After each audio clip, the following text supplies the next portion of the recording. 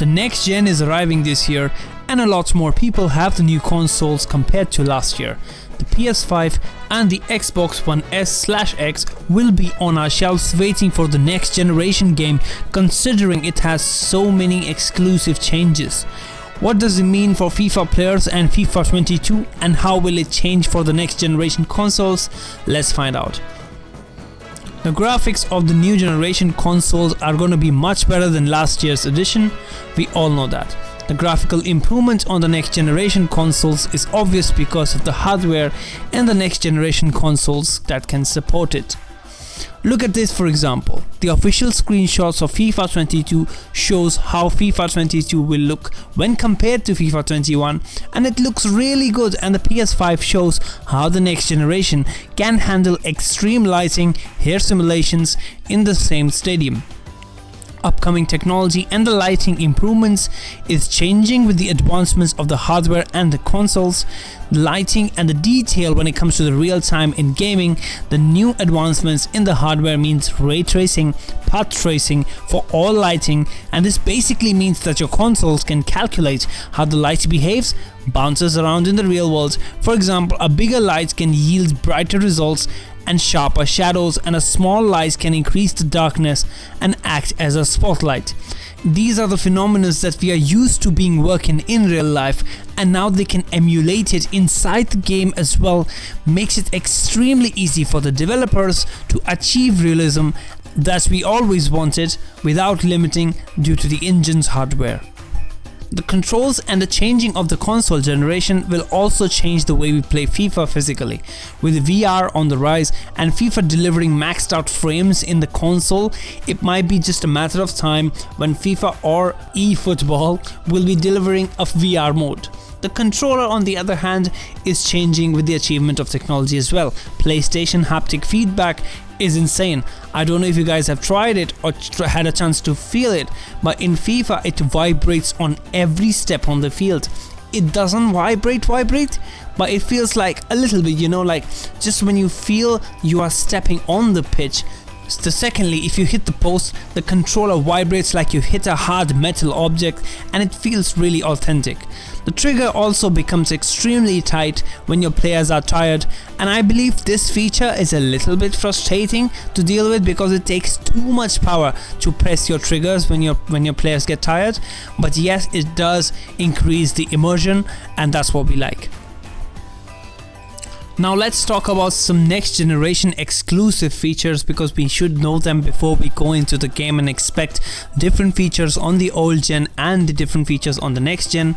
So according to the EA Sports website, player humanization inspired by 11v11 motion capture in FIFA 22, we have included additional animations to enhance player humanization and give more lifelike players on the pitch. For example, you can see players talk to each other on the pitch, watch teammates point to certain areas as they request for passes that show a better understanding of the match situations. We've implemented new moments that increase immersion of humanization, like match mascots walking out during the entrances, a revamped intro sequence for more details, and new facial expression, refresh player reactions, and new ball retrieval scenes, and much more. So basically we can expect match mascots to be on there. I can only wait to see the dinosaur of Arsenal to be on the field, and stuff like this might be added into the game. So this is obviously next generation exclusive, which is a bummer, but like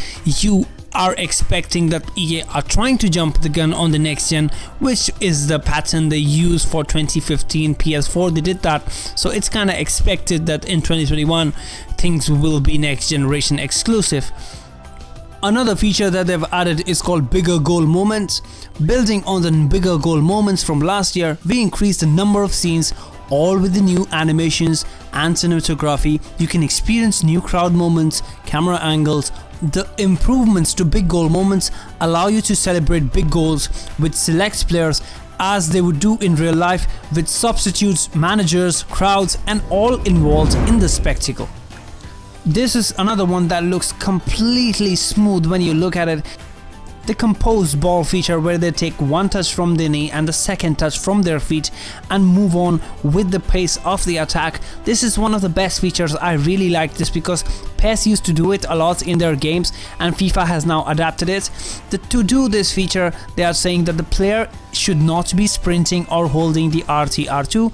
There should be no opponents nearby. The left stick has to remain still while performing the composed ball control to allow the animation to complete. This condition makes the impacted traps more responsive, and any drastic changes in the left stick input allows the player to make more transitions out of the animations. Specific attributes dictate how consistently they can be performed. Air/ground controlled ball control, at least 70 ball control and 60 agility. Shielding ball control, at least 60 ball control and 70 strength. The consistency scales up with the needed attributes, with a cap being an average of 92 between the aforementioned attributes.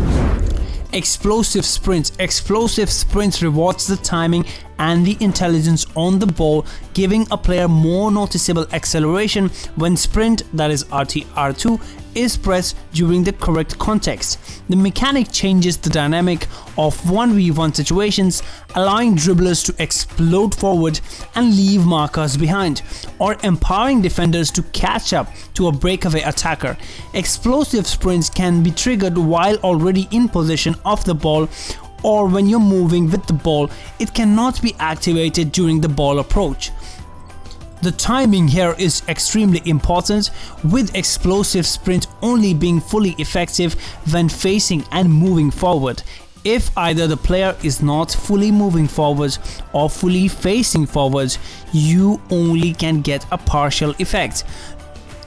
Note that when we are saying forward or fully facing forward, we refer to a straight line direction that the player in question is facing, meaning the explosive sprints are not fully effective when using them moving in anything but a straight line. Normal acceleration rates when pressing or holding the sprint still apply in all other situations. To balance this mechanic, explosive sprint can only happen for a short duration when activated, and then tapers off, going into a cooldown period during which you cannot be activated again until the cooldown ends.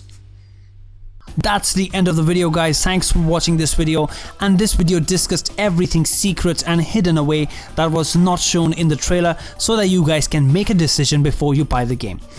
We are uploading FIFA videos almost every day, and we want you to help us getting that 1 million subscriber mark, so make sure you subscribe our channel, leave a like. Until next time, this is TFE Gaming. Goodbye.